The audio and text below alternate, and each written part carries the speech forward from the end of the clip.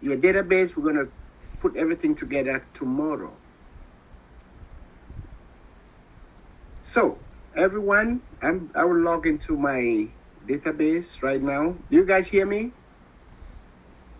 Yes? No? Yes? Yes, sir. Yes. I can hear you, sir. Good. So let me. Why is my database not coming on? Mine too.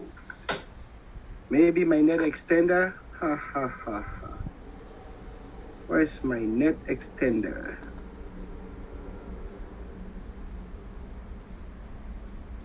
Mine says connection in progress. Please wait. My net extender went off completely. Or I never had it working here. What is that? Bytech something. No, VPN. VPN dot bytech training.com, I think.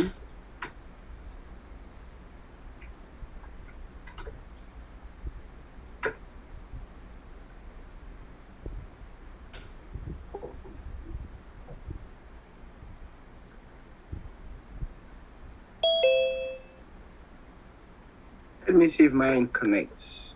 Hope it does. Yep, back on. And so I would log into my database. I have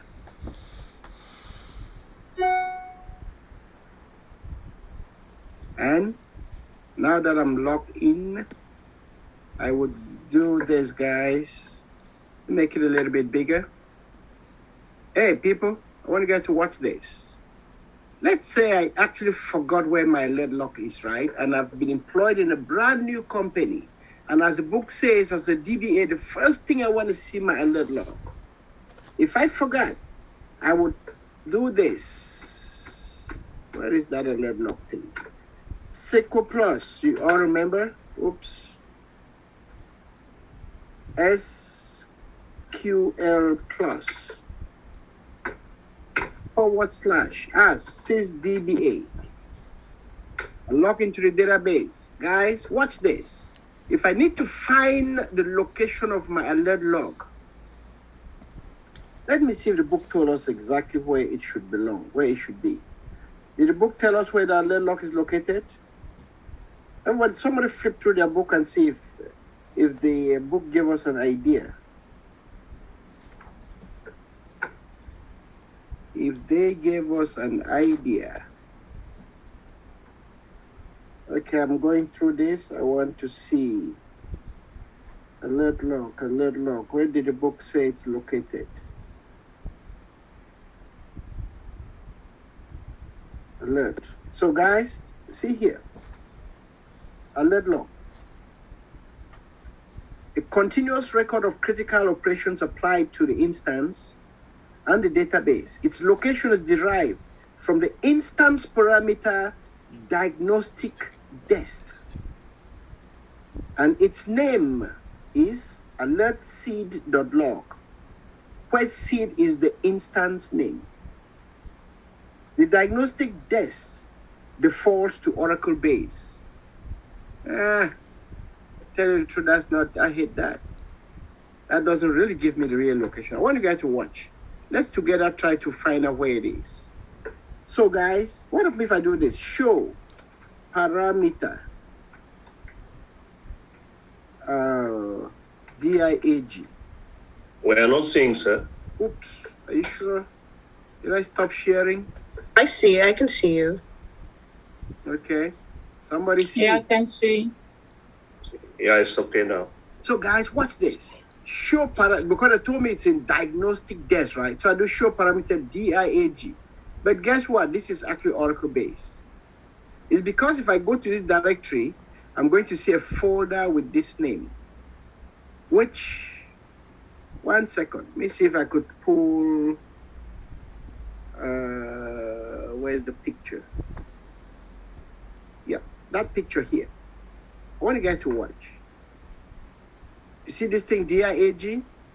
It's inside that folder called Oracle of which is Oracle base. So Oracle base is U01 app Oracle. Then inside the folder called Oracle, there's DIAG, admin, product, blah, blah, blah, blah. Then inside that DIAG, there's RDBMS, and you keep going down till you get to the trace directory. So let's continue. So guys, let me do another thing. I'll do another show parameter of something else. The one that I don't know, the book could have mentioned by that. So I'll do show parameter dump. Guys, watch that. When I do show parameter dump, it shows me the location of the alert log is this one right here. So the actual location is user dump dest or background dump dest. You see there? Because the alert log is actually created by background processes. Okay, it's background processes that write onto that thing. So I can just search for show parameter background or show parameter dump. If I do dest, there are too many dest. So show parameter dump, give me this. Now I can see. Or I could have done show parameter user dest. It's going to show me that same thing. So now I know my alert log is in this whole directory, which means if I do this, folks, if I do CD, change directory, right? And I enter that, and I enter the rest of it now from here. And I hit enter. I do PWD, see where I am? So if I type LL, remember LS minus LA, right? And I put A star, and that log is the only file that has an A or whose name begins with an A in that directory. Hit enter, shows me my alert log. So looking at this, I know that my Oracle seed is that class T. I want you guys to see. If I type ls minus L, look here. You see all the trace files. See their names. They are trace files and .trm. All of those files, they begin with the name of the Oracle seed. Class T, everywhere, all of them. There are hundreds of them right now. You see that? Except alert log is the only one that starts with an A. All other files begin with the name of your Oracle seed. So most of the time, if you just type A, if you just type LLA and you hit the tab key, it writes your full name of your alert log for you because it is the only file that begins with an A. Now, I want you guys to watch. I want to see the last 10 lines of my alert log. Who remembers the command? Tail. Because alert log. Is it tail? Tail. Yep. So I do tail alert. That would give me the last 10 lines. That means from here to here is 10 lines. Now, I want to see the last 2 lines of my alert. Let me clear my screen. What's the command? Tail 2. Tail 2. minus 2. Alert. That will give me the last 2 lines. I want to see the last 1 line. It will be tail minus 1 and alert. It gives me the last 1 line. If I need to see the first line of my alert, what's the command? Head. Head minus 1. Head 1. No, minus. Don't forget the minus. 1. A. Boom. Shows me the first line of my alert. June 9th. That's the first line. If I need to see the first 5 lines, I change that number to 5.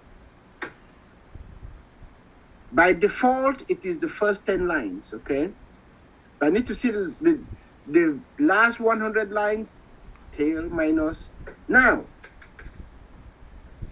I want to see my alert lock live, living, growing.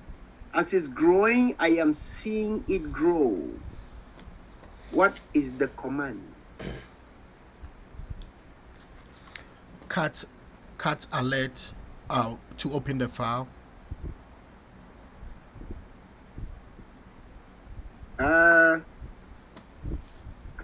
Just 1 second. Let me. Why did I do my thing? Just 1 second. Messed up this thing.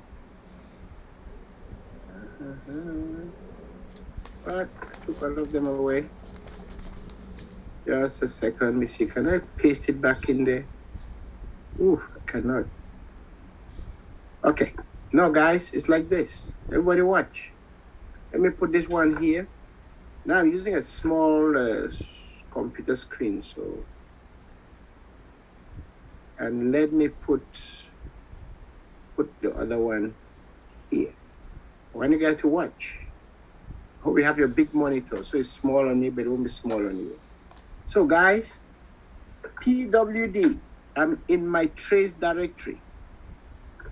PWD, I'm in my home directory. I want everybody to take note. When you log in by default, every time you log in, you are inside this directory, your home directory, okay? Not Oracle Home, your personal home directory. Now, I would use this one here. If I want to see my alert lock live, I hope I never ask this again. It's this, tail minus, can someone tell me minus what? F. I want you guys to watch. Everybody write me down that command. Tail minus F. Then just write alert lock. Keeps alert lock alive, keeps it active so that any entries will be displayed. Now, guys, watch what will happen. I'm going to go, I'll log into my database right now. And I would change a parameter. I want you guys to see. I'll try to change an init.aura parameter. Alter system set. Remember, this should be a song that you sing now. Alter system set. Now do sessions equals. No, let me see what sessions are first. I will show parameter sessions. So my sessions right now are 272. Here, guys.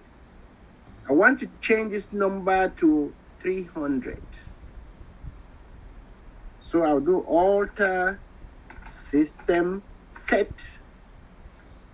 sessions equals 300. See what it says. What does it say? Error. Error 2095. What does that error mean? We saw this in the last class. Means it can be divisible by 8. Nope. Why does it say that? No, that's not what it means. Anybody? And now, guys, everybody write me down that error number. The error number is Aura 02095. So what does that error mean? Write it, guys, and put this thing near it. This evening I gave you some other error numbers to write down. I hope you did. Hope you were not just looking at my book and you were looking at the screen and falling asleep. Aura 2095, specified init parameter cannot be modified. Right, we'll just finish this section. If you can't remember this now, in 4 months, would you remember anything? Write that number in a red pen, very bold, all by itself. We saw this. Now, guys, let me troubleshoot that. I want you guys to see what the error is. And I want you guys to write this down. Watch this. If you get that right, I don't have time to go to Google, you do this. OERR, that's Oracle error. Then you enter that number. What is that number again? 2095. Okay, 02095. Watch that, guys. And you hit enter.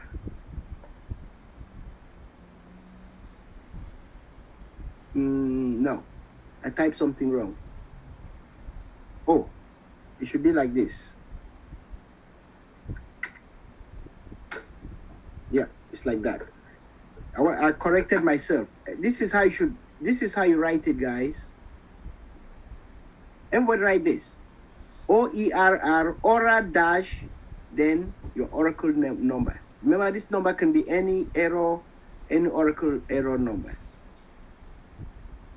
Everybody watch what it says.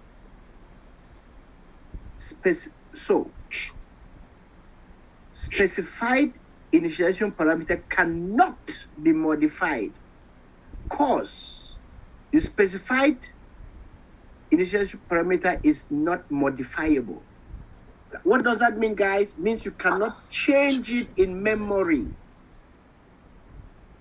Also right there in IE, cannot be changed in memory.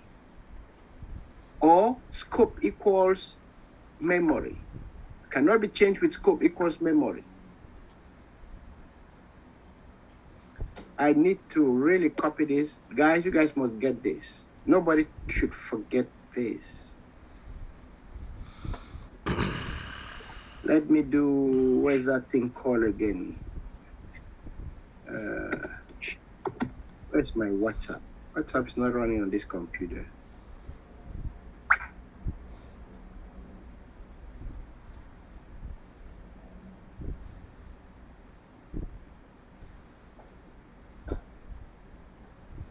I'm bringing up WhatsApp so that I can put that in WhatsApp. And what about my Evernote? My Evernote is not running here either. What am I doing? We go to Evernote.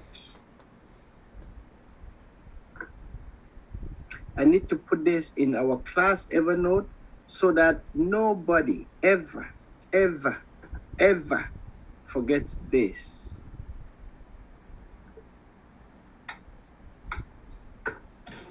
Paste that whole thing in there.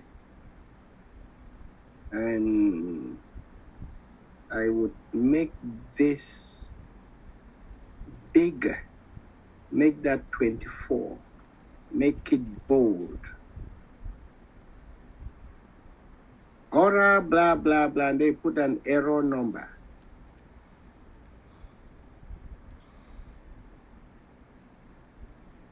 So if you ever have that Aura 2095, you know this.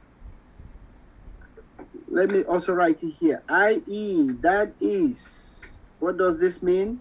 That is parameter, I'll write param, cannot be changed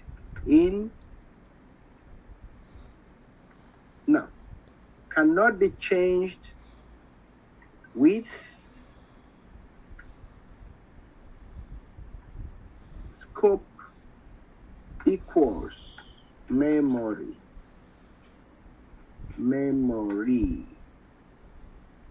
or scope equals both.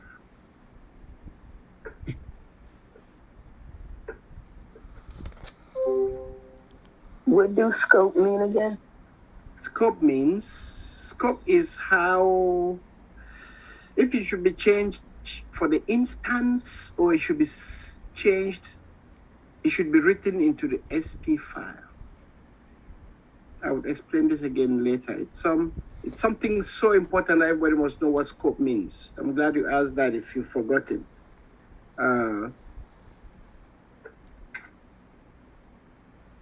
Use. So in this case, they want us to use scope equals SP file. Therefore, that statement that failed us, this particular one was part of the exercise. I still have to really check, make sure you guys are doing your exercises. Where did I type that bad boy again? Just a second. Let me look for show parameter.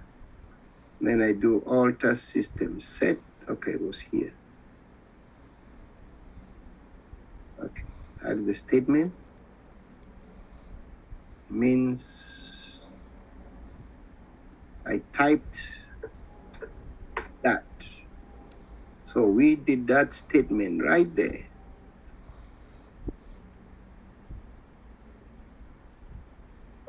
Make that a little bit bigger. So I typed that statement and it gave us this error. Yeah, I should also put the error there.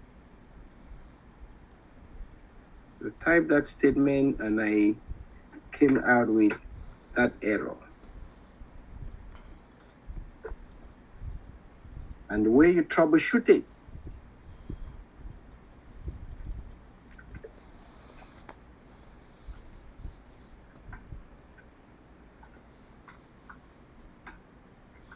troubleshoot using OERR like this. Type that. Now it tells us that. That means the statement, guys, should actually have been typed instead of this thing here. They want us to type it like this. Scope equals SP file. Then after that, we must do shutdown, immediate, and then start up. Start up. Then when it would, after it comes up, now we can now run our show parameter again to confirm that the change has taken place. So let me do that. So let me run this statement. Guys, watch that. Oops, in the wrong place. Should be inside SQL Plus, right? We use my shortcut. Get in. Fire that up. And the way you confirm that it did not change was by doing show parameter. You see? With show parameter, it is still 272. But now, if I go do a shutdown and a startup, it copy there and come here and paste those two statements. Now, guys, watch.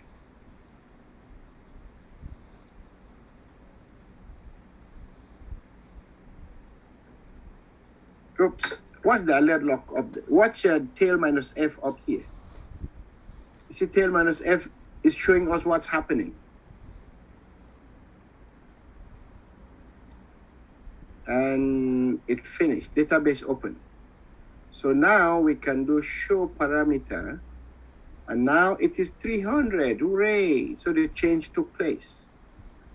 Guys, I want you to remember, you can change every one of these parameters in here following that same method. So for example, let's say, guys, I want to increase the size of my SGA, right?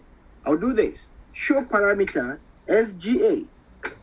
It shows me everything about my SGA, and I see this.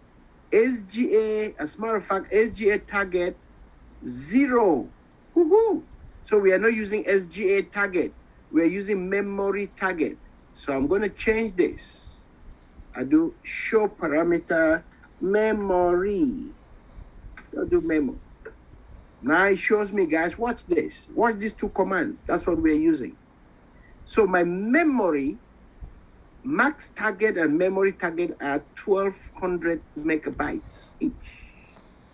That means I cannot increase my memory target anymore. This number, memory max target, is static. Just the processes is static. That's why we have to use scope equals SP file, okay? But This guy, memory target, is dynamic, means we can change it at any time, but we cannot go above the max, memory max target. So how do we change that, fellows? We simply do this.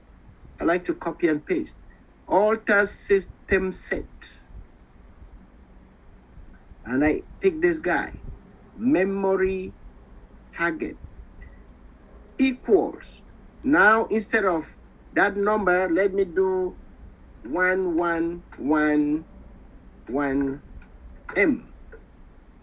Just give a weird number and semicolon. Notice that it takes it because it's dynamic, okay? It is a dynamic thing. But if we try that on this other guy, if I do this, alter system set, memory max target. Let's say I want to increase my memory max target to say 1222M semicolon. It tells me I missed the equal to. So do this, do equals to, and enter that number. Notice that we have that Aura 2095 because this is a static parameter. So 2095, that Aura thing there tells us this. Let me write it here. I would say note. Remember, you all have access to this after today. Note, Aura. Guys, all Oracle errors begin with Aura, and the Aura is in caps. Aura -0 20, no, 20, right? 2095 indicates that, oops, we put it in lowercase, indicates that the parameter being changed is a static parameter. Static means you cannot change it with scope equals memory or scope equals both. Or that when you change it, at least you must shut down, you must bounce that database. Cool. So for me to change that memory max target thing, I must do this. Alter system set, you do that stuff. Then we say scope equals SP file. You see, it took effect. But if I do show memory, where is that thing?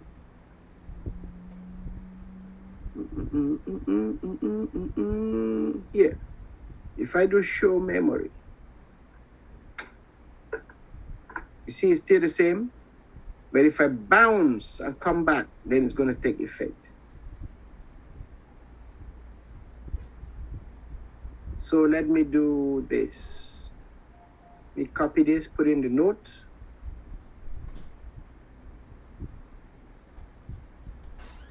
I would always do this, and I'm doing it because I know you. Later on, you all have access to this note. And the other one that I changed was this one. That one went well. And this one here, guys, all we're doing is change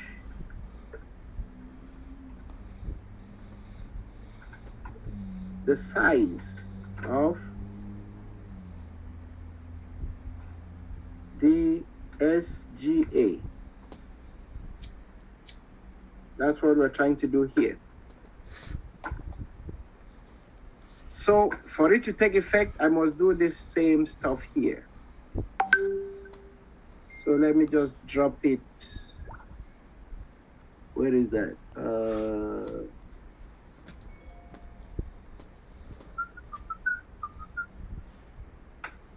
Not there. Just hang on. Let me drop it here anyway. It starts to do that. Then I copy this one and I go add it here.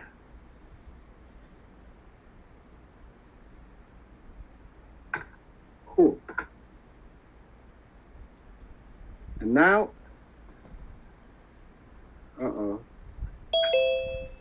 where's my show parameter? Where's my show memory? Okay. Just 1 second. I do that. I'm supposed to do. Oh, I did not copy that. Just 1 second, guys. Yeah, you could see the sizes have changed there, right?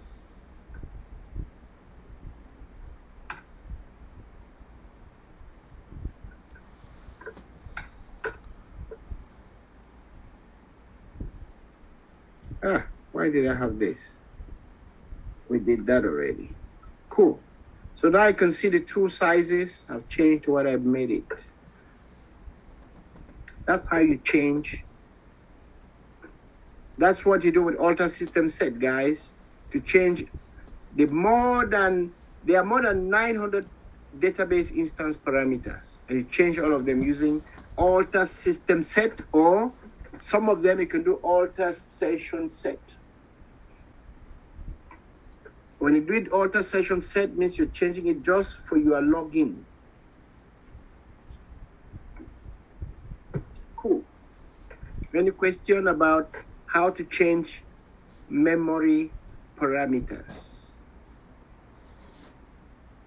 Guys, remember, let me go back here. Show you guys what we are changing, so nobody sits there and they're doubting. We're changing this thing here. So I did memory, means, as a matter of fact, it's a little bit more than that. Just hang on. If it was this one, right, I'll do alter system set SGA target, just for the SGA. But the one that I did for memory is for something bigger than that. Let me see this guy. When you do memory, you're doing it for this one, guys. Watch. This is the instance in yellow, right? And this is the PGA. So if you do the one I just did for, I want you guys to watch this carefully. Folks, watch carefully. Watch something here. When I do show parameter mem, right? It shows me these things. This is for memory for the database. And memory for the database is this one. Is the SGA plus the PGA. So PGA, total PGA plus SGA would give you memory for the database. But there's SGA by itself. That one is SGA. See, watch here. There's SGA max size and there's memory max size. This max size here sets the limit of your SGA, how big it can get.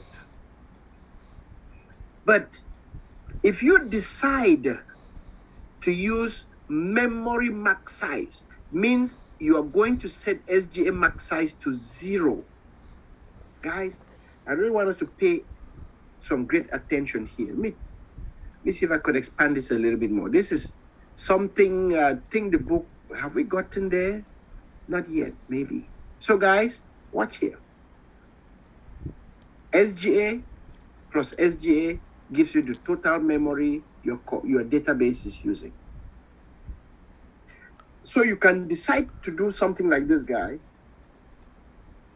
I want my SGA plus my PGA to be managed by Oracle. How big is my SGA? I don't care.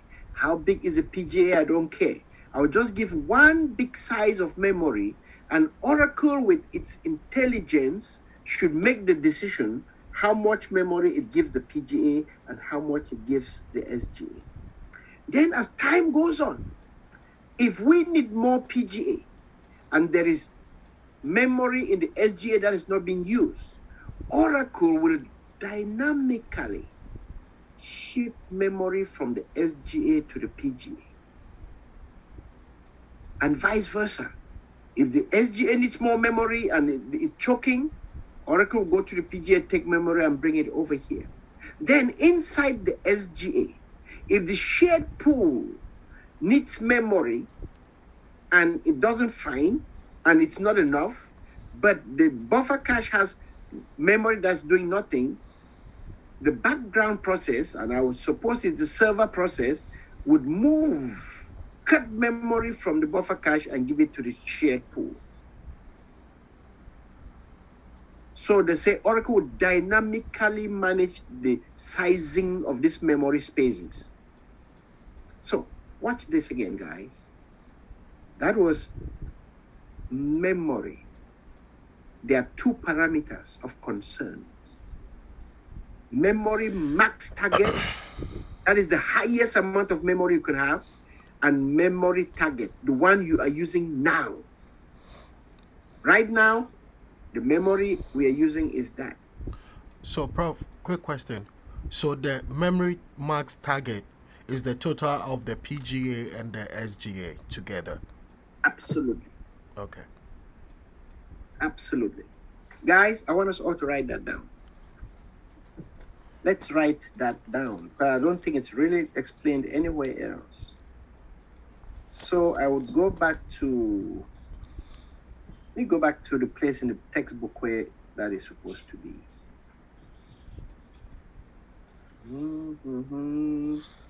It's around the, this is, I went a little bit slower, spent 3 days on this chapter because it's so important. Okay, I would just put it I would stick it somewhere around here. So I'll say this, guys.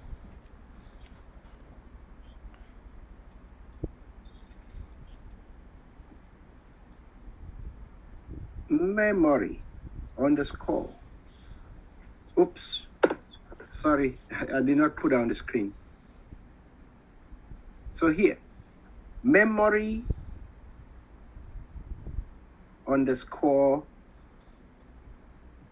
max underscore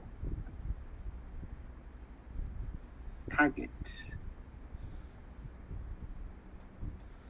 equals max size. Wait. Hang on. I think this is max size, not max target.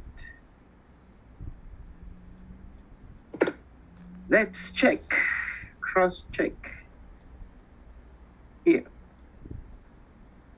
Where are you? Oh yeah, memory max target. Okay, it's max target. So memory max target, I was correct.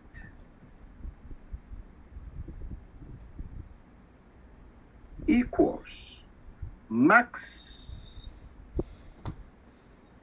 SGA plus PGA. PGA is Program Global Area. We're going to do this again on Saturday, guys. For those who still want to revise this. So memory max target equals max SGA plus PGA.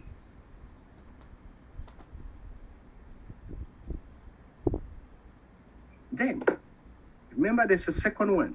Let's keep into that again. The other one is just memory target. Cool. Then there is memory underscore target. This one equals current size of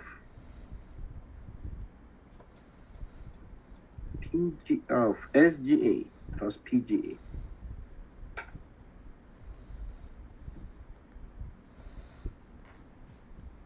And cannot be greater than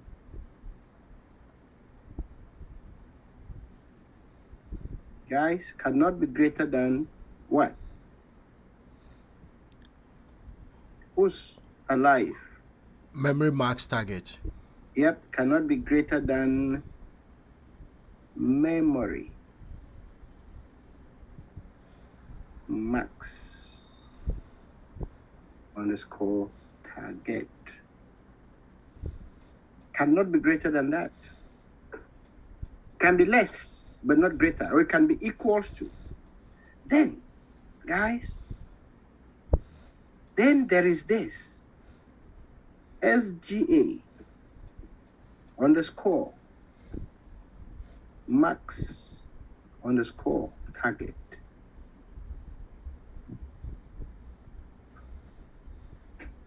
This one is the maximum size of the SGA.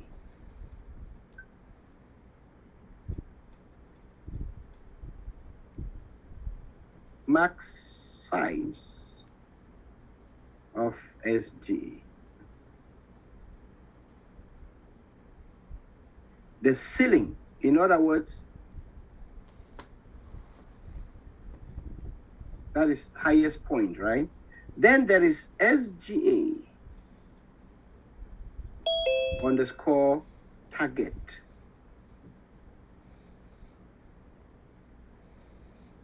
And that one is current size of SGA. Why are these things important? With this, right, Oracle claims Oracle is now self-managing in terms of memory. We need to write something near this. I wish I wrote this somewhere else where I could explain a little bit more with space. Maybe I'll just put something down here. I'll put a note here. If you've all written this, even if somebody would take me a picture of this and put it in the group, because this is so important, I would not be explaining this anywhere, and I don't remember it anywhere else. Prof, can I ask you a question where we are right now? Yeah. You said memory max target equals max of SGA and the program global area. Mm-hmm. Then right at the bottom of that, you wrote memory underscore target equals current size of SGA plus PGA. Mm-hmm. So maybe I could have done this, Debbie. I could have said max size. Maybe it would make more sense.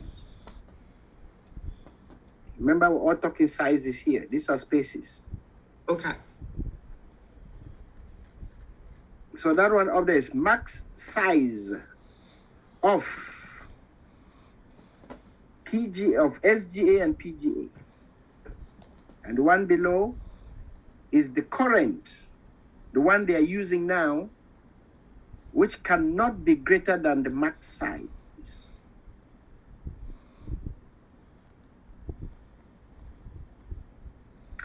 Now, what is the big deal about these particular parameters? You can care you don't use them. If you don't use them, then you have to physically go and locate sizes of the shared pool, the buffer cache, the RadioLock file, RadioLock buffer, the Java pool, streams pool. You have to go say, okay, this one equals that, this one equals that, this one equals that. But guess what? If you pick SGA max and SGA target, you give those, you don't have to specify the size of the share pool anymore, because Oracle will dynamically size it for you. But now, if you pick memory target, oh, by the way, when you pick SGA max size, SGA target size, right, you still have to go give PGA target. Actually, they call it PGA aggregate target. I'm supposed to write this somewhere where I could write more. So, in other words, if you do this, you give that one, this whole thing, you decide that this is the parameter you want to use. Then you must also give PGA let me check the PGA one. I think it's PGA aggregate. In other words, guys, you would end up doing, let's see, I've forgotten the parameter, so I don't do show parameter PGA. Yep, it is PGA aggregate target. You see, it's 0. It's 0 here because we are using this thing. We are using max memory target. So Oracle would automatically assign this a size as needed. If it doesn't need it, Oracle will not give it any memory.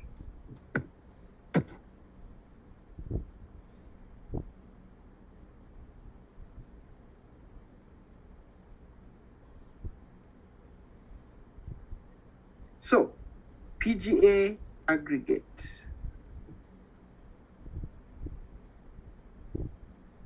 Oops. Aggregate equals. This one will be total size of all PGAs. Because remember, every user has their own PGA. But if you do memory max target and memory target, right? They include these three. They include the SGA target and the PGA aggregate. All of them are in there. Oracle takes care of them. So I would never ever use SGA max target and that if I can use memory max target and memory target. So I will not be worrying about sizing things, guys. Just give memory, Oracle takes care of everything for you. So, Prof, Okay. quick question. Mm-hmm. So, at what point do you set the memory max target? When you create the database, and then you can alter system set like we're doing now. Okay, so after creating the database, When you are creating, when you're creating, to create a database, the first thing that is made is the P file or the parameter file. And inside there, you're going to put in these parameters. You Okay. actually put them in there. So, but watch this. Let me write down something here.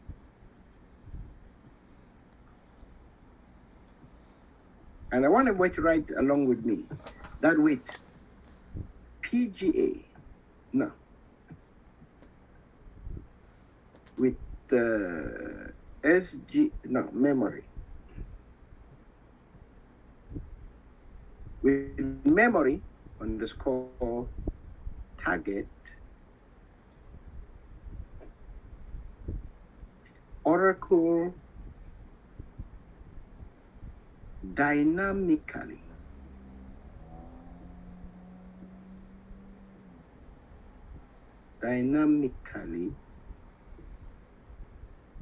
sizes and resizes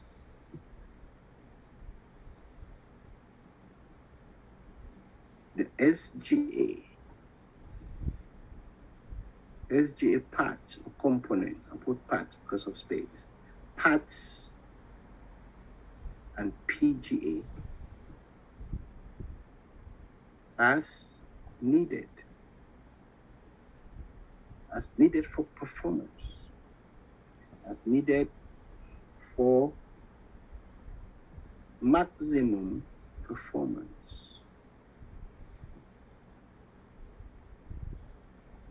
Of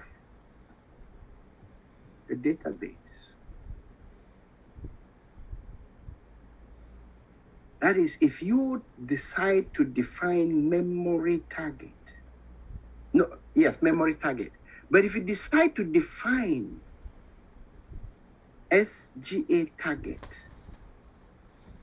then Oracle will resize all the SGA components, but it will not touch the PGA. You have to deal with the PGA yourself. So guys, this little area, I wish somebody takes this and rewrites this for us. Yeah, I could have written this on a blank page. Let somebody make a screenshot of that and put it in the group for the rest, for those who are missing. You all remember how to take the screenshots, right? Yes, sir. Take the screenshot, you do your sniping tool, that bad boy comes up, and you do new, and you pick it and you swing it through. Then you Control C it, and you go back to your Evernote, and you Control V it there. And we are good. Then you go to share with your friends, and you Control V it there again, and you give everybody a chance to see and remember that. Oh, that's a January class. What am I doing there? That class is abandoned. That class is done.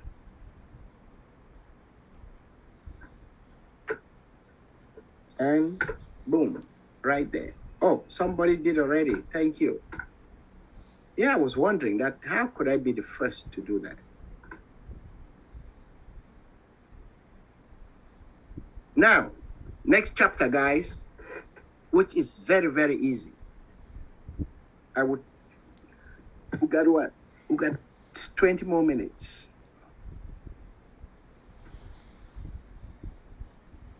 Let's all swing to chapter 14 in your textbook. Arnold, you know that textbook is finished, it's not online anymore. Wow. And the So last time I saw the other ones, 50 something, I wanted to buy it. I was showing it to some student. I hope he bought it. I did, Prof. I'm selling mine, $200. Yep. No, that book is an antique. It's so precious because there's no other complete book in Oracle than that one. There's 11, but 11 is not that up to date. But this one is good because 19C is just a tiny little bit of upgrade from 12C, and there's no book for 19C. I wonder how they think they're going to be making more new DBAs.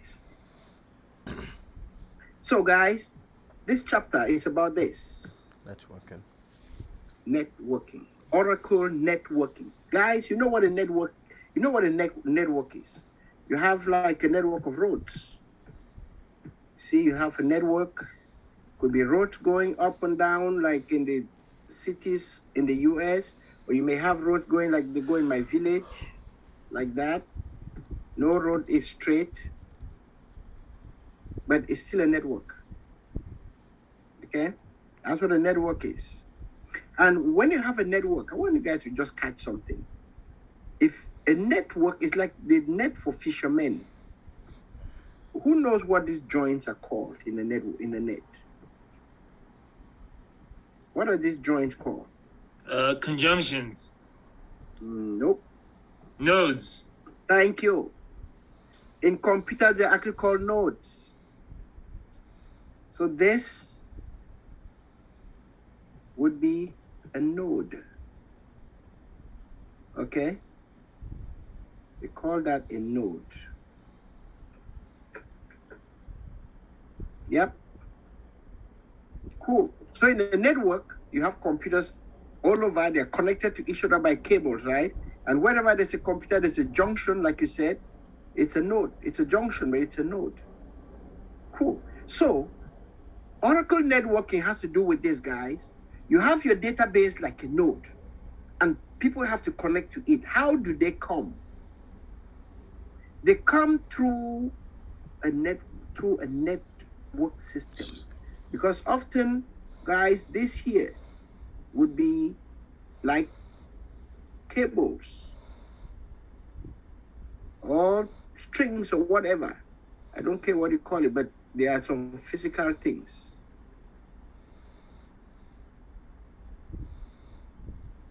And in the Oracle speak, they'll call it SQLnet. Okay, that's in Oracle language. You see, that is SQLnet. Because guys, SQL would travel over those cables from one place to another. So they call it SQL Net.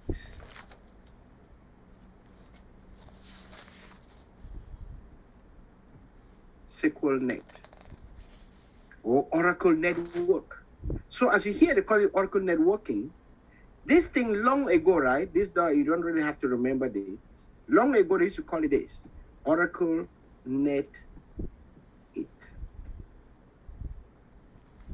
Then sometimes they say Net 80. They added a 0 behind it. That was when we had Oracle 8, and we thought that was the end of the world. So after a while, Oracle got too many versions. They said, okay, forget that. Let's just call it Oracle Networking. We don't add no number to it. Okay, cool. So, hey guys, so we have to figure out how to configure that thing. And this net services, what are they? And what tools are we using to configure this thing? Guys, it's 2 tools that we're going to use. The 2 tools, actually 3 things. Number 1 Net Manager would be something called Net Manager. I remember talking about that already. Yes. So number 1, Oracle Net. It's actually Network Manager, okay? But we'll call it NetMGR.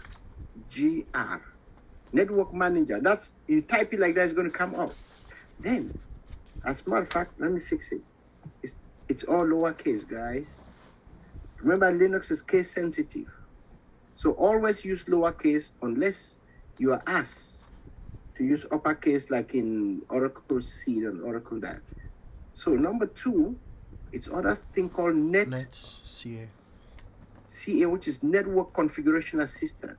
And then number 3, you can do that thing manually. You use your hands, guys, manually with an editor. That's why we do VI. 3 ways. Configure the client-side network. Client-side network is what we're going to call TNS names.org. Understand database resident pooling connection. Not a bit. That one, not too much. Configure communication between databases. Communication between databases would be using something we call DB. Let me put the right upgrade. Database link. You use database link for 2 databases to talk to each other as if they're in one place. Okay? Cool. Let me go down and see. What time is it?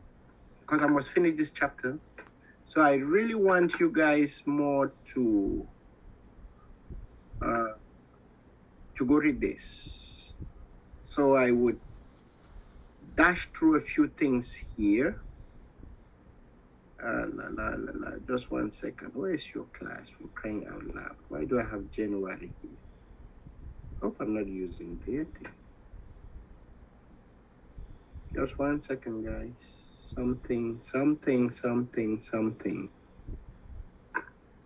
Ding, dang, dang. Okay.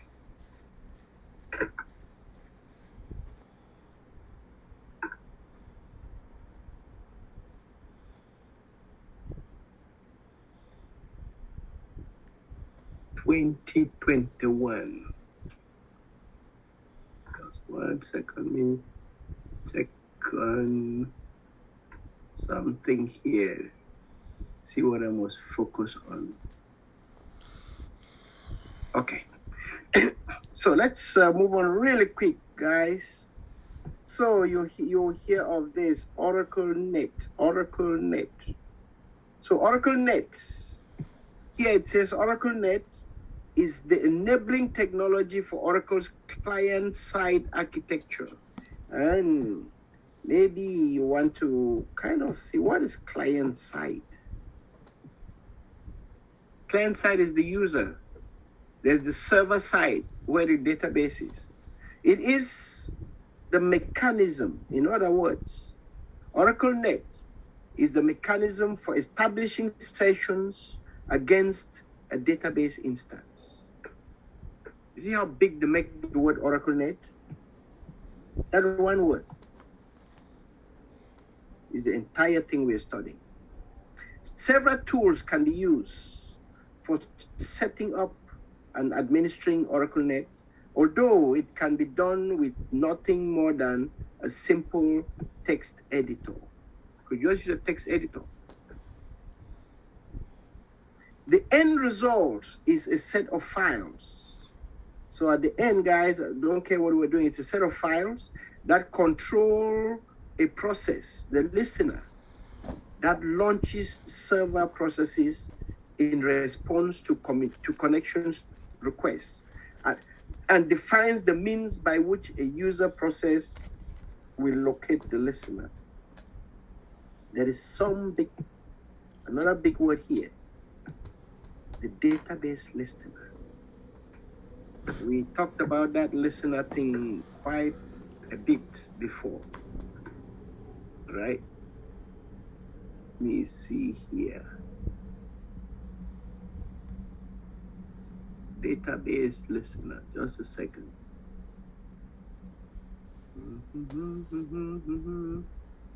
I want to see some place where I could show you guys the listener. The listener, guys, is a guy that listens for incoming requests into the database and then lets them come inside the database. If you all remember this, our diagram here. If you remember this picture, oops. Okay, if you watch up here, that is the listener process.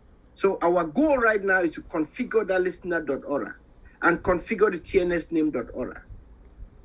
So on the client side, clients are the users, right? The TNS names is there and is the guy that would let the users connect through the listener to get into the database, either through MTS or shared server or dedicated server. So the listener, when he receives you, listener will decide based on your connections and your details, it will decide whether to send you to the left or to the right. So that this entire chapter is about this section of this diagram. Cool. Let me see, we're running out of time. Yes, but I gotta do this practically and then you guys will read the book. I think so. So, configure OracleNet services. How do we configure this thing? So Oracle's client server architecture uses OracleNet protocol to establish and maintain the session between the client and the server. So what is that? They say the client server architecture. It uses the NET protocol. It is possible to use this with no configuration at all, but all sites will, in practice, configure it. OracleNet and client server paradigm. I would like you guys to read this. Guys, a user interacts with the user process. The user is you. Once you log into the database, you just spin up a user process. This is the software. So guys, and what is that user process? It's actually a software running on the user's local terminal. For example, it could be a Microsoft Access Plus, an ODBC driver. Hey guys, take note here. My senior guys, remind me sometimes I have to show you guys how to use the ODBC driver to connect to a database. As a matter of fact, you use it if you are migrating Oracle to SQL Server.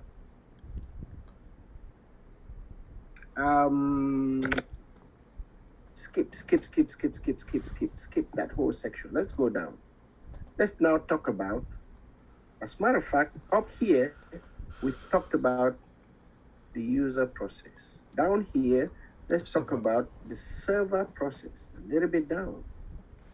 The server process is a process running on the database server machine that executes SQL or SQL it receives from the user process. That makes sense, isn't it? We talked about that a long time ago. This is the client-server split. So that's what they call the client-server split. A user process generating SQL, a server process executing SQL. So the user brings the SQL, the server process processes it. But guys, cut the next line. Oracle Net. Remember that thing? We're going to hear that name so much. Oracle Net provides the mechanism for launching a server process to execute code on behalf of the user process. So guys, those server processes we keep talking about, guys, they're actually launched by Oracle Network. This is establishing a session. The Oracle Net is responsible for maintaining the session, meaning transmitting SQL from the user process to the server process and fetching results from the server process back to the user. So guys, who is responsible? Oracle Net. That is Oracle Net's responsibility. But it's a lot of stories here. I want you guys to read this. Let's go down to the next section.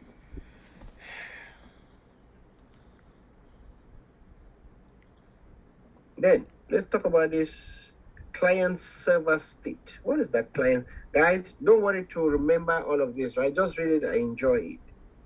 The real things I will let you know. So, the client-server split between the user process and the server process will usually be physical as well as logical.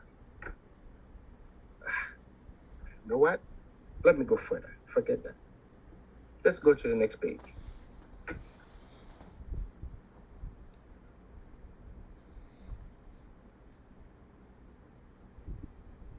I like to get to a point where we'll do this thing physically. So, let's look at this diagram. I think it kind of explains most of what that whole reading will tell us. So guys, you the user, once you log in, okay, you log onto the application, you start a user process. So that's number one. Number two, you fire up a user process. Then, as a matter of fact, let me put that at the top. Okay, user, number one, you log in, number two, then that user process send SQL fetch results. So you send that to the server process, number three. Remember that that's the server process now. Then the server process is what talks to the instance. Remember, instance is SGA plus processes or background processes. Then the server process is the one that number five would send your request to the database. Notice down there. Down there is the database. And then from the database, that server process, SP, is the one to read that data, and so that would be number five. The server process will pull that data and then send it to, we put number six here, to the user. So it's the user process that brings the data back to your station, and number seven gives it to you. So that's how the thing goes round and round and round. So guys, you send and receive, and then your application will send the SQL to fetch the results. It will send the SQL to the database, not to the database server, right? And then that fetching would come later on. The server process would take it and it would decide two things. Is it writing or is it reading? Where? To the buffer cache. And it will also write to the read lock buffer. Whatever goes into the buffer cache is written into the lock buffer, okay? And so on and so forth. Guys, let's move on. Forget this. This is just too much history. That doesn't mean anything. Let's find out, guys, how do we do these connections? I got just 3 more minutes. Establishing a session. When the user process, guys, when the user process through their user process wants to establish a session against an instance, the user will issue. So guys, we had seen this before. So every user can enter that kind of a command and they connect. And remember, I always told you, when you see, every time they just put this connect, I don't know why the book likes that, but you could replace that with SQL Plus if you're not in yet. But if you're already in SQL Plus, then you type that. And when you do that, this is what we call the connection string. That is inside the TNS names for you. Guys, let me tell you, it's more confusing if we just keep reading this than going to do this whole thing. But that thing up there is explained down here that I would like you guys to spend some time and read when you have time.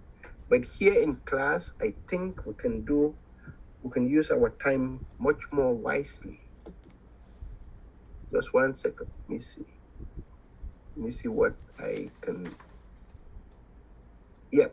As a matter of fact, because we're all tired, let me instead let's just explain this one connection here. Then we would instead do the hands-on. So guys, this one little thing here is better everybody understands what this is. What is Scott here? Scott here is the user's name. And Tiger is a password. So guys, let's break that down. First, break down the command. There is a database user called Scott, followed by a database password. You see? That is followed by a database password Tiger, which is, guys, case sensitive. Pay attention.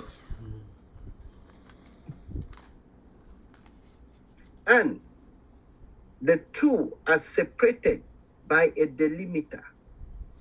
Guys, you see that? They use a delimiter to separate between the username and the password. Then there is that symbol. What's that symbol called?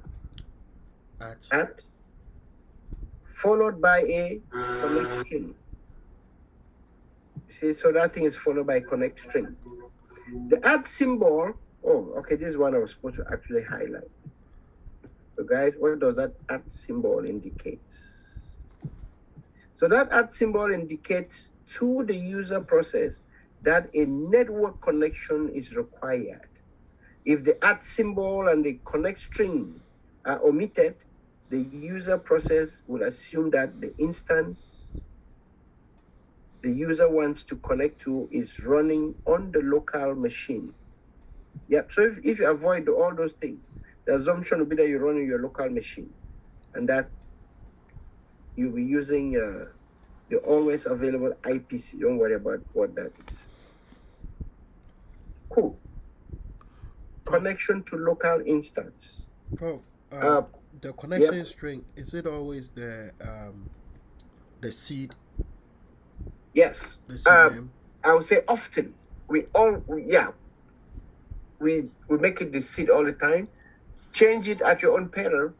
Change it that you have too many things to remember.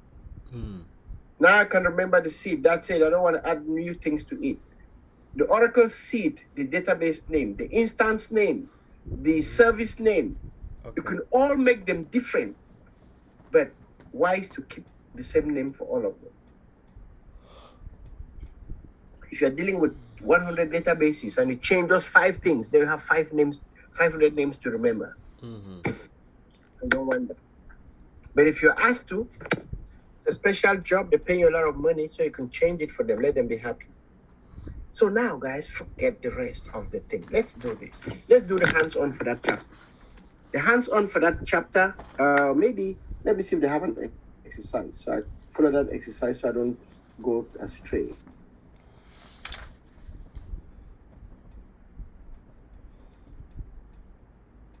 Chapter is more wordy than it should be. Okay, yep. Net manager. Let me see if there's an exercise indeed. They don't have one, right? Somebody has a book in their hands. Yes, okay. sir. Okay, we're right here. So guys, configure Oracle Net. In this exercise, you will set up a complete Oracle Net environment. Good. So, using the graphical and command line tools. So guys, we're using what? Graphical and command line tools. Any differences between Windows and Linux will be pointed out. These are the steps to follow. Create a directory to be used for Oracle Net configuration files, and then set the TNS admin variable. This is a variable we hardly use, but for now, we'll just keep it. It doesn't matter where the directory is, as long as Oracle user has permission to create. Read and write it. Here's an example. So for our example, guys, we'll follow this book just for now. We're going to do make directory. Then we're going to export that whole thing. And the rest, the other one is this for Windows, so we're going to skip that. Yeah, this is all Windows.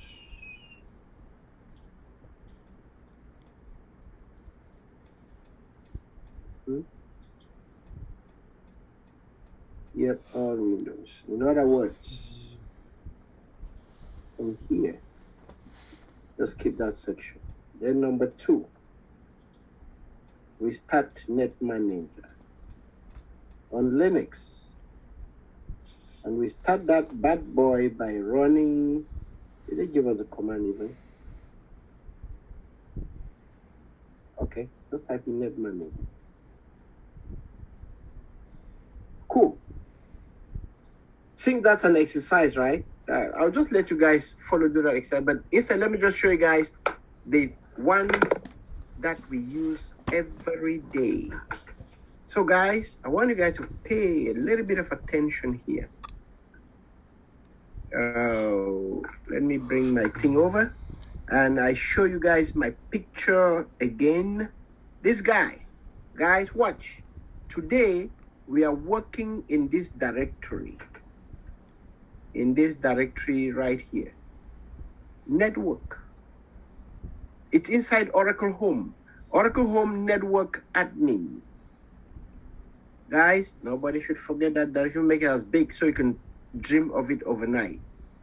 Oracle Home Network Admin. This is the listener. That file is used to configure the listener process. SQLnet. That file is used for some higher end Oracle things and for troubleshooting connection. And TNS names, that's the client tool that they use to connect to the database through the listener. SQLnet, 3 files involved. So watch this, guys. So I log into my database. Okay, let me just stay with this one. Okay, I'm in my database right here. Now, guys, where is the listener? Where are those three files? Network admin. Admin. Means I go there like this, guys.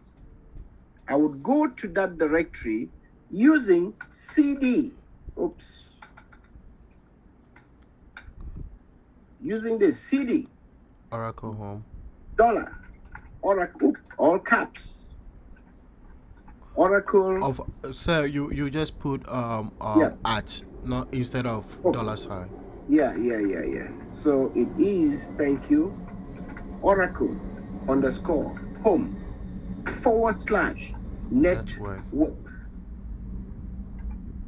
/ admin. Hope you all know where it's coming from. I just told it from here. Don't think it's because I'm smart I can remember that. I remember nothing. Guys, I just document things so well that I can find them anytime. Where was that? Was the picture right here? So it's Oracle Home. I want you guys to watch. Oracle Home is from here to here, and I go down network admin, and I'll be right in there. So guys, so if I do, where are you? Yep. Hit enter. How do I know I'm in Oracle Home? You PWD. must do.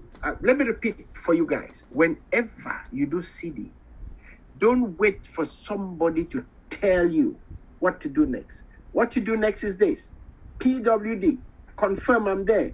LL, what do I have? So whenever you type CD, just type PWD and you see, okay, am I in the direction I'm thinking? And LL, what files do I have? I have this 4 files. So guys, this is the TNS names. That is the listener.aura. SQLnet.aura is not here yet, but it is inside this samples directory. I can go get it from there. So now, people, if I want to see my listener, I do more on listener. This is all that I have in the listener for now, and it works. If I want to see what's in my TNS name, I do more T. That's the only file with a T, so I can hit T. I can only type T and I put star. It will open it for me. Or T tab. So this is the only entry we have generated. And this is the connect string. Connect string is usually the one at the top. And tells us that this was generated by Oracle Configuration Tools. So now, guys, let's go fix this thing. For me to, I want to connect to a database. Let's try to, I want to connect to a database somewhere else. I have a machine that we can all connect to. It is 192.168.1.9, I think. Yeah, that machine exists. So guys, I want to connect to that. No, let's start with the listener. Guys, I need to do my listener. Assume I don't have a listener, or I want to change my listener port. Guys, watch this. If I do this, my listener port is the default port. When you read this chapter through the weekend, remember, the 15. Oracle listener port by default is 1521. That's the only thing that's default on this page. I want to add another port that would make it 1520. That would be 1522. How would I do that? If I start editing here, guys, I will mess it up. So I'll use net mgr and show you guys before. Always put the ampersand behind it. Hit enter. That thing should come up. Once it comes up, It's open. It's open Other now. monitor. Let me bring it over. So it comes up like this. That is Oracle Net Manager. So I can now, guys, watch here. There's no other magic about it. Where it says local, I'll click. If I just click on local, it shows me nothing. I click on the plus sign. The plus sign means there are things under there. Click on that plus sign. It's going to open up. Then I see profile, service naming, and listener. Let me start with the listener. I go to the listener. As a matter of fact, let me create a second listener for my database right now. So right now, the listener here is called listener. And it's listening on port 1521. And this is the machine name on which it is running. But I want to do my own listener. So I do this. Fire that thing. And what do I want to call this listener? I want to call this listener, let's call this listener class. No. Let's just call it, somebody give me a name that I can call that listener. May class. Okay, let's call that May. Let's just call the listener May. That is the listener name, guys. By default, the listener is called listener, but you can give it any name you want. But guys, I would never change that name except somebody asked me to change it. Because I just give myself a headache. Too many things to remember. The fewer, the better. May. So I click OK. Boom. I have a listener now called May. But it doesn't have an address. It says no listening locations configured. Press add address. So guys, fire that address. It asks me now an address. It give me, this is my computer name, the host name, but it still pick 1521. And if I proceed, it's going to fail. I'll just leave it and I proceed, you guys see. Because two listeners cannot listen on the same spot. Now, checkbox for static. Okay, I won't check any of that. So guys, I have my listener now listening to that port. And I will do this. I'll try to save. Let's try that and see. So if I do listener save network configuration, so give me an error. The port specified is already in use. So guys, it's my secret database. I want to change that password. Instead of 1521, I'll make it 1333. Just give us random number. As long as no other device is using that number in your network, you're fine. So now, guys, I'll go back here. Now I do save. Now I saved it. So, guys, watch this. If I go back to my listener, you guys remember my listener? If I type more now on that listener, now it has my new port added. Guys, for the life of me, how could I remember to type that? So it just typed it for me now perfectly. And the listener name is listener. The old listener was, no, the listener name now is May. The old one was called listener. And the Oracle base from which they came was that. So guys, I have done that. So see what I will do now. I need to start the listener.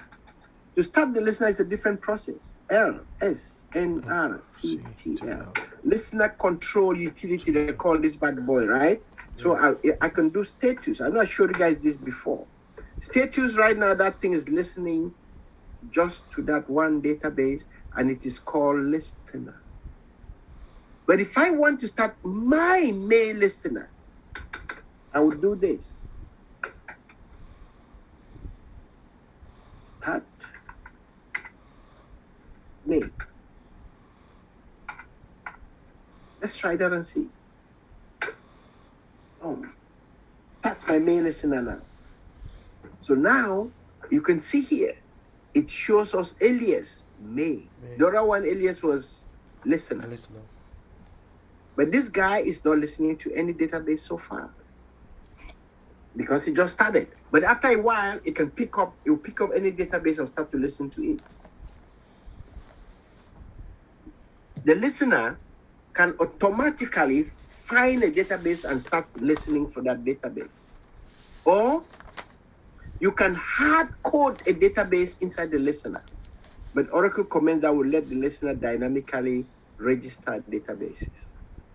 So now, guys, I have my thing running. So let's check the status again and see if it changed. Nope. Right now, hey, but listen. When I do this, I did not put the listener name, so it checks the default listener. You see here? Yeah. Alias. But if I want my May, I must do this. Now it says alias May. But it's not listening to that database. So guys, this is how you configure the listener and control it. You configure with with Net Manager, and you can start it with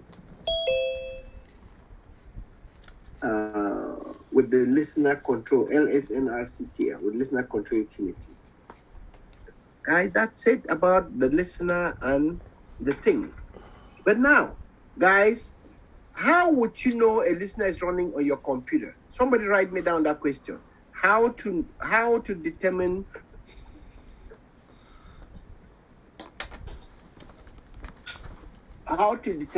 the name of a listener on your computer, or even just how would you know if you have a listener on your server?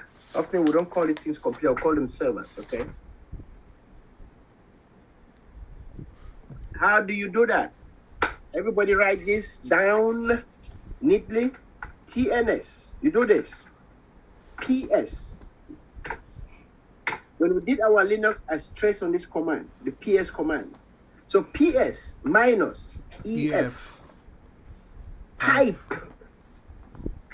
grep TNS. That's it. Watch what that command does.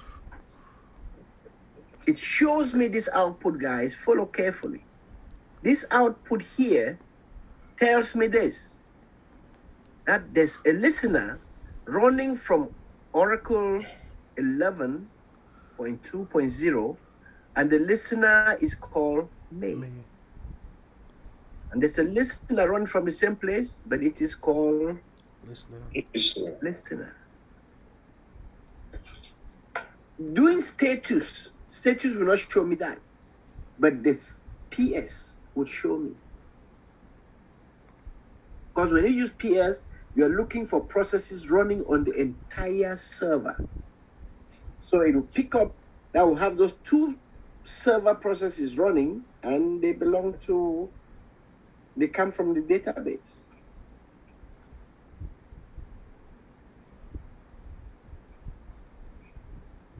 Hey guys, write this. Hey guys, can somebody read for me? What did you write just before writing this? How to determine a listener on your host machine. Yes. How to determine if there's a listener on your host machine, and even see the name of the listener. Often when you do it, right, most time you actually look at what is the listener called, because you may be starting by default when you type listener start, it's starting that one. And you may have it there, you may start it, but nobody's using it because the databases are using, or we have a listener with another name. Cool. One more thing before you all leave. So guys, we have configured a listener, and we can start and stop that listener with this command. With its status, you can do stop. That listener would stop. So if I go back to that PS, only one listener is available.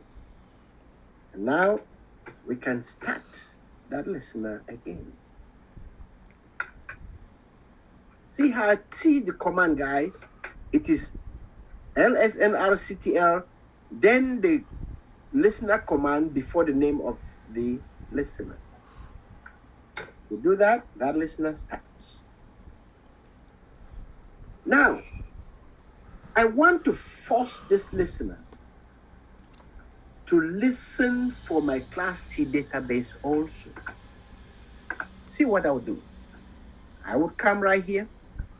I will go up here. I do database services, add database. I typed in Class T. The global database name of the database. Stanley, I will not change it. I'll keep it the same. But you can make it different if you really long to have a lot of things to remember on Earth.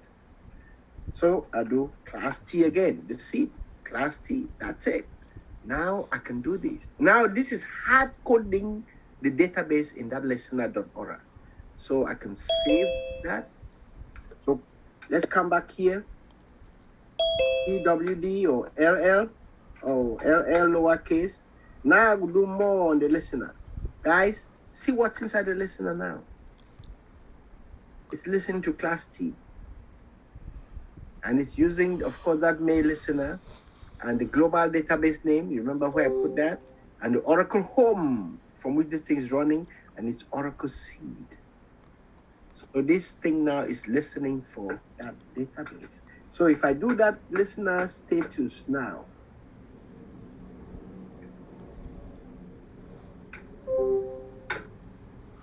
you're going to, oops, it didn't show us. Oh. You know why? I need to reload the listener. So what the command? There's a command called reload. Because I did that change, right? The change is inside the file, but the listener doesn't know about it. So I'll do reload, hit enter. Now if I do status, boom, you can see now it is listening to that database. Or I could have simply done stop listener LR, what is that? Listener LSNRCTL start, and I do stop. Or stop, then I start. It will pick it up too. Cool. So, Prof, quick question. Yes, sir. So will you configure the TNS? Now, let me show you guys the use of the TNS. Right now, if I do more on TNS, you see here my TNS has one entry, and the first thing that you see is what we call the connect string. But let's say I don't like that connection. I want to make my own. I can do it manually like this. I can do VI on TNS, and I simply copy that whole line and I edit it. It's much easier to deal with TNS than the listener. I could do it now, and let's say I don't want to call this database class T. I want to call it May class. Now I have two entries, but they're all pointing to the same database. Only the connect string is different.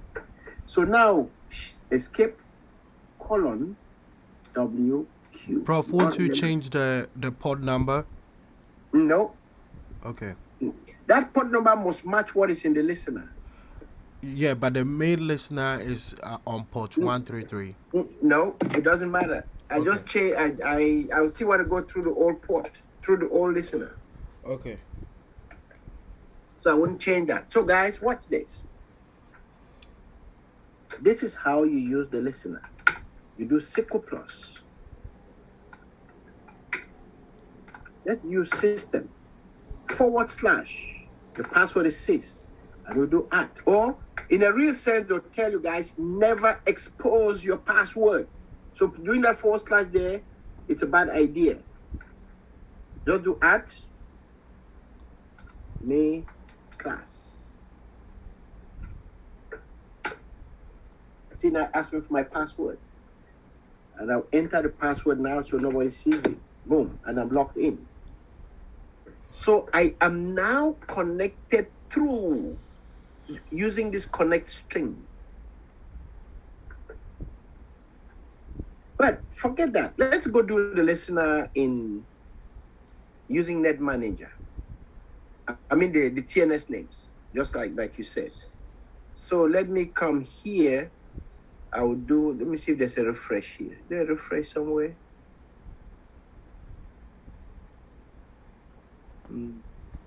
I don't want to delete what I just changed down there. See, because if I open it now, let's see. Okay, I think it's reading it from there, that's why. So service naming is actually the TNS names configuration section of this thing. Why is it taking so long? So once that comes up, display that for me. Come on. Thing just died. Okay. So guys, so watch that my mating. Watch this one. Now, guys, remember this one was put in here by the database configuration assistant. Now I want to add mine that I like. I'll do this. Click on that plus sign. Guys, watch again. I highlight service naming and I click on the plus sign. It comes up, it says net service name. This net service name can be, guys, watch this. Enter the name you want to use to access the database or service. It can be any name you choose. So for me, guys, I'm going to another database somewhere and I'll call that database L. That is on L9. So I'll just call it L9 DB. So that's my service name. Then I'll do this. Next.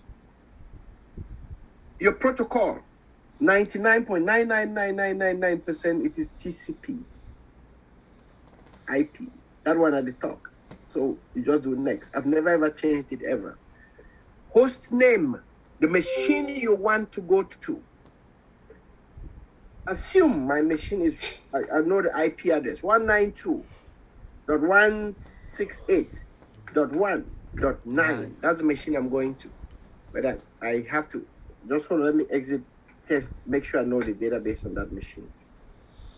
How do I know? I need to connect to that machine, so I do something like SSH.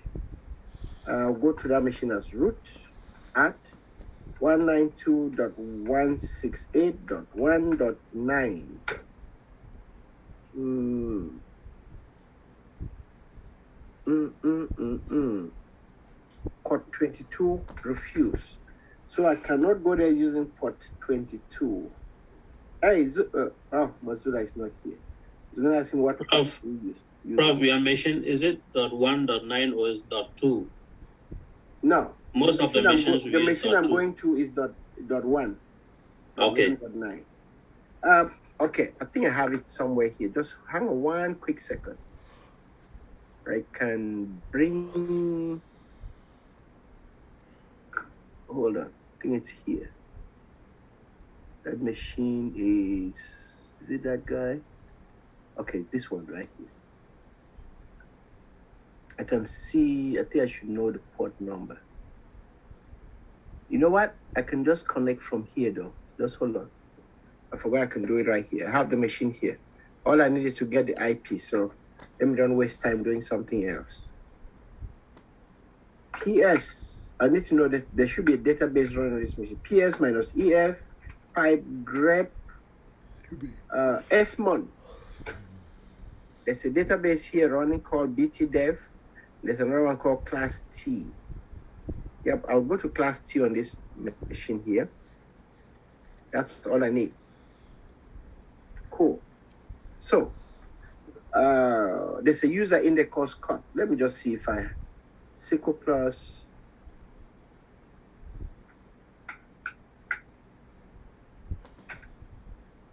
You just test my user, HR. I know I have a user here called HR. Oops. What? Oh. No. I should be Oracle.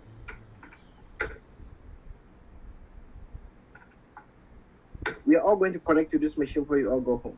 Because this is the machine we use for our free Linux class. So if I run this, I just want to test the user we are going to use all tonight. Please connect. Machine is slow for some reason. I haven't rebooted that machine for almost a year. Invalid username. So let me do Scott Tiger. Scott Tiger. Are we there, Scott? What? Wait a minute. Am I in the same machine I'm supposed to be? How do I see the username very quickly for crying out loud?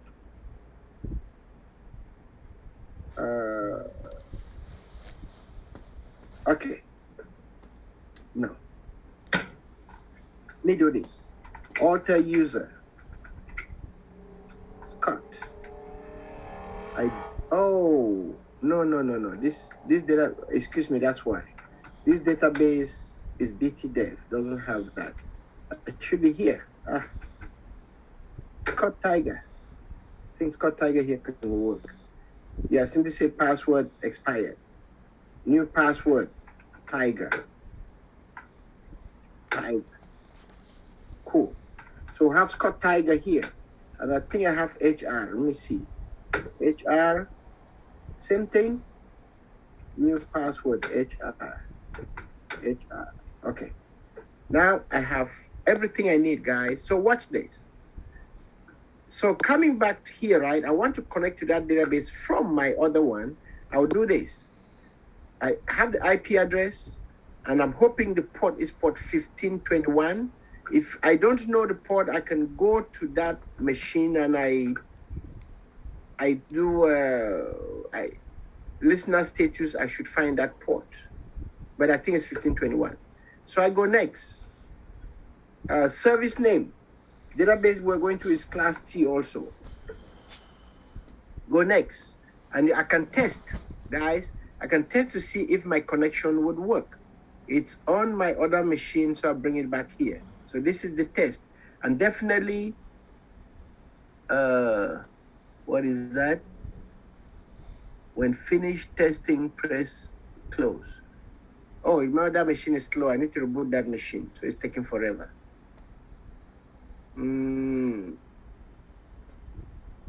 Yeah, that's not a good machine for us to do this exercise on.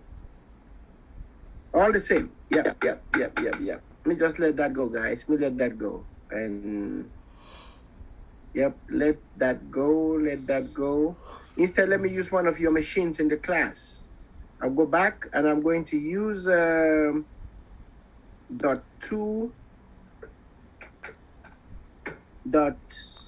.69. Okay, so I'll go next, test, boot on my second monitor, and how come it takes me so long? So one thing I should do is this. It just came up. The test went through. Oh, okay. And it says account is locked, so it's working. But just that account is locked. So another thing I can do is I go back and I do this. I do change login. See that? I'll do change login and I'll enter a different. So it's working. Just that account is locked. That's all. So forget it. I won't even do anything. It is working. By default, all accounts are locked except sys and system. Come on. Okay. Close. Let that little window go. So I do cancel here, do close that window, and I do finish. So now, guys, I have that thing there, but if you notice the name is different, and I think I can rename it. Yes, I can rename that. Do rename. So now I'll call this L69.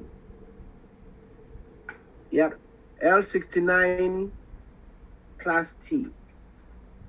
Just so I'll remember. Oh, yeah, L69 class T. So hit enter. Unable to rename element in directory. Okay, didn't change it. Well, who cares? So I'll do this. Save network. After I save it, I can go back here. Is it here? Yep. Let me do exit. Oops, I'm on L9 there. Just 1 second. Where's the other machine? I want to be. Some stuff is here crying. EWD, LL. So guys, watch this. Let me do more on TNS name. We'll see if we got it changed. Yep. You see, I couldn't change that thing, but it's here. So I can change it manually. So I can do VI on TNS names, login, and I scroll down and I change it to anything I want. Often these guys, this is the connect string. It can be anything you want. So I hit I for insert. So let me call this L69. I just call it L69 class T. L69, make it one word, class T. Escape colon WQ, right? So now watch me connect to that database. Now I can do SQL plus. I do system, since I know your system password, / sys, and I do at L69 class T. Hit enter, should connect to your database. I'm in there. How do I know I'm in your database? I can know that I'm in your database by querying a data dictionary view. Remember, describe V dollar instance. That instance? Yes. So watch this. V dollar instance. I'll tell you guys how to remember this name. It's so easy. Guys, all the architecture we have studied, you can add a V dollar sign, SGA, V dollar sign, PGA, V dollar sign, control file, V dollar sign, data file. You get it. Remember I did instance? So V dollar sign instance. It has host name. So I'll do this, guys. Select. I pick that column. Then I do from. I give the table name. Guys, SQL is so easy if you just straighten your mind not to get tight that it's something IT. Watch that. So I'm in L269. That's your machine. Now, guys, talking about dynamic performance views. I want to see my data files. What dynamic performance view can I look at? Describe what? V dollar data. view. Let's try data file. Data file. And notice it is singular. It worked. So V dollar data file will give me all my data files. Let me see. Is there a column here called name? I want to see their names. Yep, name. So guys, so I can do this. Select name. Names. Then I do from. I go enter V dollar Dollar data data file. file. We're going to do SQL next week. Watch that. So I have, so these are the data files I have. If I want to add one more thing, I want to see file number. It seems as if every file has a number, for crying out loud. So I do select file number, comma, then I enter that same statement. And I hit enter. Now it shows me every file has a number, but now the thing got messed up because my field is too short. I'll show you guys how to fix that next week. Okay? Yes, sir. Every data file has a number and a name. And watch this. Every data file has something like this. Last change, last time it was changed. You can find out how big the data file is in bytes. You can find how many blocks are in the data file. You can find the block size because different data files may have different block sizes. You can find the status of the data file, the table space number to which the data file belongs. But let me see, is that table space itself? No, there's no table space. You see what table space the data file belongs to? It's not here. Okay. So guys, it's very, very interesting if you start to do this in a way that it will be, you start to do things that are meaningful. So I want to see my data files. What about my RadioLog files? I would first of all describe. You know why I describe, guys? To make sure the table exists and to see the names of the columns. So it will be V dollar log. Let's try that and see. Yay, that one exists. So I can do, this is for log files. So now I can do select Status. members. Because log files are in groups and the groups have members. So I do that and I say from, I double click that again and I paste. If you know somebody hits typing, it's me. Whoop. So it's just one member, one member. Nah, that's not cool. Let's I want to see the names. Where are the names? We can't find the names here, believe it or not. So guess what? There's another table. Describe V dollar log. Is it log file? Let's try log file. Yeah, that one exists. So we'll do select. See, this one has member. Let me see if it's the same kind of member name like the other one. You didn't add the from. Yeah. So we do select, we do from, and we enter that same table. Semicolon. All SQL statements end in a semicolon. Now I miss the S, right? So select and type the whole thing again. All SQL statements must end with a semicolon. Notice here, guys, member in the other one gave us numbers, but member in $sign log file gives us the actual location and the name of the ready log file. What about the size? I want to see how big the thing is. See, $sign log file cannot give us the size. But guess what? This other one can give us the size. What is common between $sign log and $sign log file? Let's see what's common. What's common is group number, it looks like. Let me see, group number. Yes, group number is a common thing. Status. Status, yeah. But group number, you can use group number to join the two together. But all the same, this one will give us the size, but this one here gives us other good things, but not the size. Cool. Hey guys, 11:15. Let me let you guys go. We could continue till 3 a.m. That's no good. Let me spend that energy on those who are doing something. Now you're all tired. Nobody can even listen. You can barely keep your eyes open because I went too fast. So, Saturday. Tomorrow I'll send you guys a note when we start on Saturday, because I have to talk to my wife to find out if she's my calendar. If I have something Saturday evening, but I'll let you guys know early in the morning. Otherwise, we would have class on Saturday from 8 p.m. I hate sometimes, guys, I sit in my basement teaching, right? And I see the sun shining outside.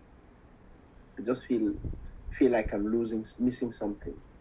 So even our class later on, we are all going to debate if we start that class at 8 p.m. instead. Because it's the summertime, the days are so long. In the winter time, sometimes we start at 6. By the summertime, we can pull it ahead instead, just so we can enjoy the daylight outside, especially for those of us working from home now. So is it only Saturday or Sunday? This weekend, no, we're going to have Saturday and Sunday. But Saturday is very important because I will teach on Saturday because I have I want to go through the entire course we have done. So I'll spend tomorrow and Saturday morning, and I come up with put everything in like one serious PowerPoint. So can that not be Sunday for some of us who will not be able to meet you on Saturday? I wouldn't be available on Sunday. Freddie Beck, Sunday there'll be a class. Freddie Beck, I'll record it and I actually send it to you. Sunday, Okay. Sunday I will That's cool, do bro. a class, but it will be a little bit different. We'll do a class on Sunday, but the one on Saturday is the real catch-up class for everybody who doesn't know Unix, doesn't know VI, doesn't know the Oracle block, doesn't know the architecture. I'll put everything together, we combine it, and we slowly go through just the key points, what you need to remember. And what time this class gonna be? That class gonna start at 8 p.m. If it starts 8 p.m., we're ready to go to like 11 or midnight. Okay, thank you. Yeah. That is a serious cover-up class for everybody. It will be our last catch-up class. Then after that, we would all be sailing. Okay, guys. So me let you guys go, and I have another class waiting. Thank you, my other folks. Thank you, waiting. Prof. Thank you, Yes, sir. yes. Thank you, sir. Good night, sir. I even forgot opening them a breakout room. Hey, sometimes, guys, when you guys come, just remind me to get you guys a breakout room, so you go there. All right. So. Okay. Good night, sir. Yes. Good night. Who's that? Floribert?